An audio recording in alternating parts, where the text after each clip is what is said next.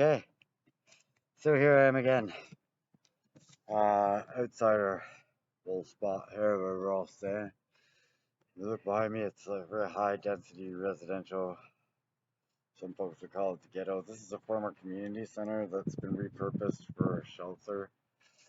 It's owned by the city of Ottawa, which makes it really interesting and complex. It's run by an organization called Cornerstone Housing for Women, which is also a registered federal nonprofit who gets 51% of their funds from the federal government.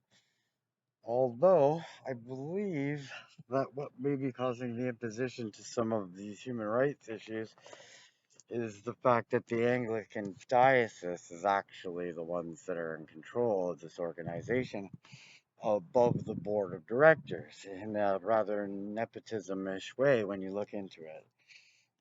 Which I believe is what has allowed them to maintain being an actual verifiable status of default when it comes to obligations to have current policy available for the public and for service users. Policy that is updated to the latest standards of human rights codes. Specifically in this regard, I'm speaking to Bill C-16 and the Ontario Human Rights Code around Toby's Law, as well as the bylaw of the City of Ottawa that has adopted the praxis of Bill C-16 as their memorandum of understanding for all city buildings and engagements being safe spaces.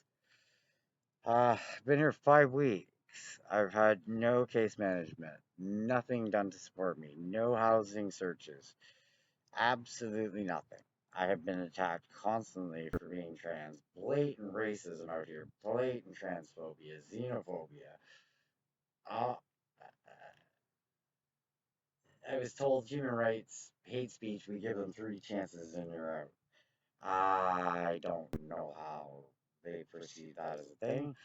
Also, as far as gender identity and presentation, anybody in this building is free to call me a man. In fact, half the staff do. So that validated the group of people that wanted to go that way anyways.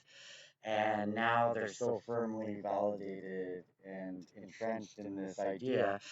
Basically, my entire experience within the shelter now consists of basically me staying off property, staying away from folks. I have made a few friends, good folks that treat me like a human, and I love them.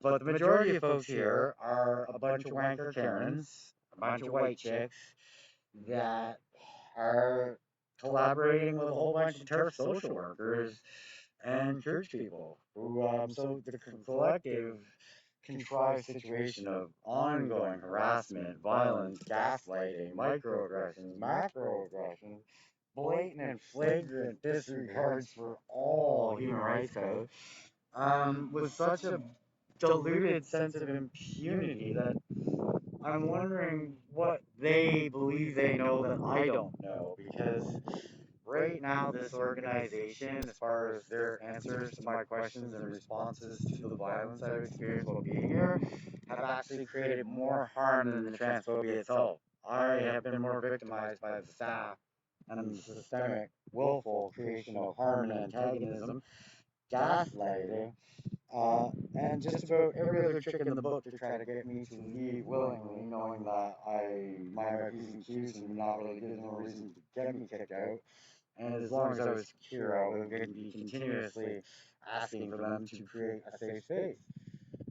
When I first brought this up, they said they were going to have a meeting about it next week. I laughed. I said, well, that's interesting. You know, it's only about 10 years too late. And if you're having a meeting about policy for that, you're already in default. It's now been a month and a week. I have never seen policy yet. I've requested now the entire operational policy and the vision and mission statement for the funding year 2020-2023. I want to see if what their funding application and their description of allotment of funds, because I know a lot of that came from the file to end gender-based violence against women, specifically marginalized women, women of color, trans women. that was Miriam Monsa's former file. And I think they basically really cherry picked that. The flavor here is that officially most of the people in positions of power are completely on side with the idea that trans women do not have a right to a safe space. And so instead of policing the problem, I'm the one that's being policed and the high surveillance. They've tried to pretend that I have a substance use habit. They tried to do a Form 2 on me. They exploited a woman with extreme developmental disabilities for information on people's substance use that led to people being criminalized and thrown out. It also led to a wellness check on myself. I lodged official complaints about that as well. No, nothing back but crickets.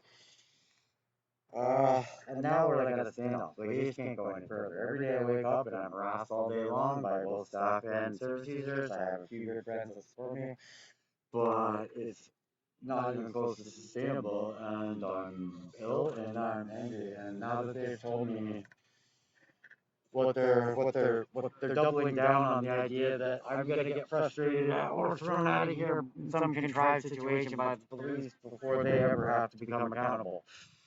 Neither of those things are gonna happen, probably. And if they do, the optics of it would be exactly a very succinct example of what my statement of claim is relative to. So, in that, I'm hoping that I don't have to throw a rally and camp outside, and this is it's totally unsustainable, and we've reached a finite end of the equation, and people, I've given them till 5 o'clock to come back with some significant responses to my requests for policy statements of claim, actions taken, and all the other governance structure things they're mandated to produce to the public upon request, as they get 51% of their funding from the government. But this is way too much like the work I burned out of and needed shelter from, and it's really wild to escape transphobic violence, only to go into a shelter where I am now contained in a crucible of transphobic violence that is largely supported by the institution and its employees themselves. And the funny thing about that diluted sense of impunity is my lawyer knows how to beat the camera on the DVRs in the server room with that high definition audio. So basically, it'd be them arguing against their own words. So yeah, this is kind of like the end of my. Don't worry, I didn't put you any pictures of, like, nobody's in pictures. I'm making sure anonymous, because I care. But so yeah, you're welcome. I just wanted you to know if you were sure. So yeah, I'm just kind of putting down this, like, story. I'm gonna add some more details about to it, and some sound bites and maybe some testimonials from a few people who have witnessed a lot of what I was experiencing. They've also witnessed, like, staff being very, very aware of it, but then when I ask them to do something, they say they aren't aware of it and they've never heard it, when people sitting in the same room say otherwise.